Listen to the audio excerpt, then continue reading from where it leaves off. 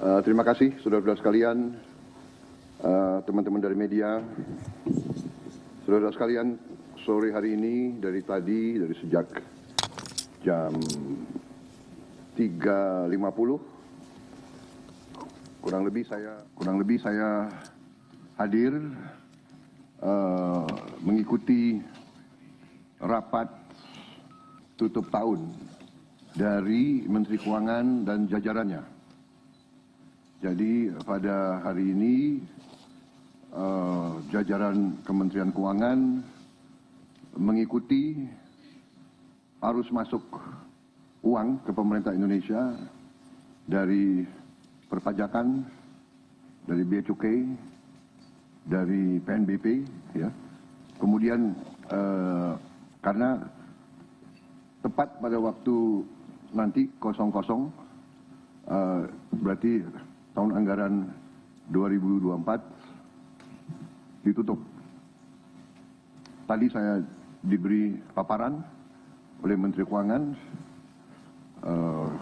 pelaksanaan dari APBN 2024 dan alhamdulillah di tengah tantangan global yang penuh ketidakpastian, penuh ketegangan, penuh penekanan terhadap perekonomian dunia seluruhnya yang mempengaruhi harga-harga komoditas, yang ujungnya mempengaruhi penerimaan kita, juga mempengaruhi harga-harga minyak dan gas. Ternyata kita masih bisa mengelola keuangan negara dengan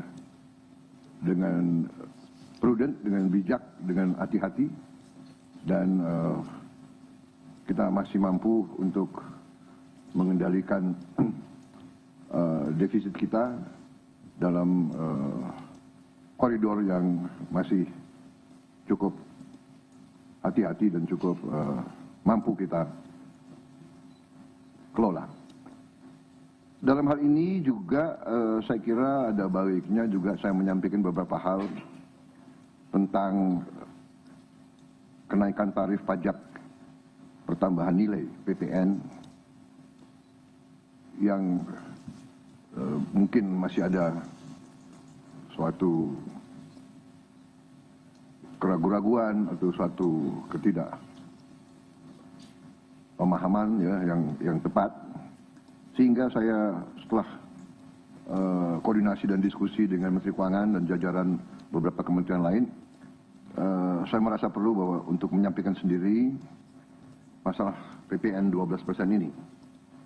Jadi saudara-saudara sekalian, kenaikan tarif pajak pertambahan nilai menjadi 12% ini merupakan amanah, merupakan perintah dari Undang-Undang Nomor 7 Tahun 2021 tentang harmonisasi peraturan perpajakan. Jadi, sesuai kesepakatan pemerintah Republik Indonesia dengan DPR tahun 2021, kenaikan tarif dilakukan secara bertahap dari 10% menjadi 11% mulai 1 April 2022. Ini sudah dilaksanakan. Dan kemudian perintah undang-undang dari 11% menjadi 12% pada 1 Januari 2025 besok. Kenaikan secara bertahap ini dimaksud agar tidak memberi dampak yang signifikan terhadap daya beli masyarakat, terhadap inflasi, dan terhadap pertumbuhan ekonomi. Saudara-saudara sudah merupakan sikap pemerintah yang saya pimpin, juga saya yakin juga pemerintah pendahulu saya, bahwa setiap kebijakan perpajakan harus selalu mengutamakan kepentingan rakyat secara keseluruhan, perlindungan daya beli rakyat, serta mendorong pemerataan ekonomi. komitmen kita adalah selalu berpihak kepada rakyat banyak, berpihak kepada kepentingan nasional, dan berjuang dan bekerja untuk kesejahteraan rakyat. Karena itu, seperti yang sudah saya sampaikan sebelumnya dan telah berkoordinasi dengan DPR RI, hari ini pemerintah memutuskan bahwa kenaikan tarif PPN dari 11% menjadi 12% hanya dikenakan terhadap barang dan jasa mewah. Ya, saya ulangi ya supaya jelas. Kenaikan tarif PPN dari 11% menjadi 12% hanya dikenakan terhadap barang dan jasa mewah.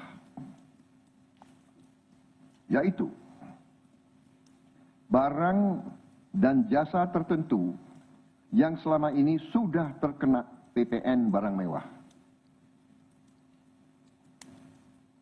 yang dikonsumsi oleh golongan masyarakat berada, masyarakat mampu. Contoh, pesawat jet pribadi itu tergolong barang mewah yang dimanfaatkan ataupun digunakan oleh masyarakat papan atas. Kemudian kapal pesiar, yacht, ya, motor yacht. Kemudian rumah yang sangat mewah, yang nilainya di atas golongan menengah. Artinya, untuk barang dan jasa yang selain tergolong barang-barang mewah, ya, tidak ada kenaikan PPN, yakni tetap sebesar yang berlaku sekarang, yang sudah berlaku dari sejak tahun 2022. Ya. Untuk barang dan jasa yang merupakan kebutuhan pokok masyarakat, yang selama ini diberi fasilitas pembebasan atau dikenakan tarif PPN 0%, masih tetap berlaku.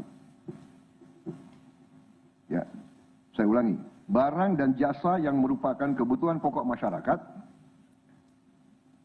yang selama ini diberi fasilitas pembebasan dari pajak, ya, yaitu PPN 0% masih tetap berlaku.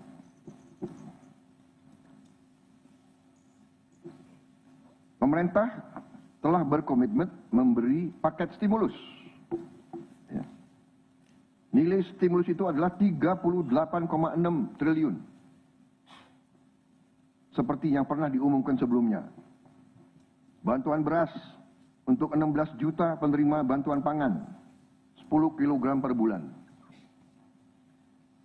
Diskon 50% untuk pelanggan listrik dengan daya maksimal 2.200 volt. Pembiayaan industri padat karya. Ya.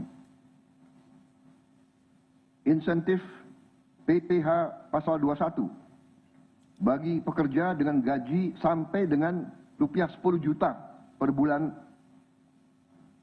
Kemudian bebas PPh bagi UMKM beromset kurang dari 500 juta per tahun dan lain sebagainya. Jadi paket stimulus ini nilainya semua adalah 38,6 T. Untuk barang dan jasa yang dibutuhkan oleh masyarakat banyak,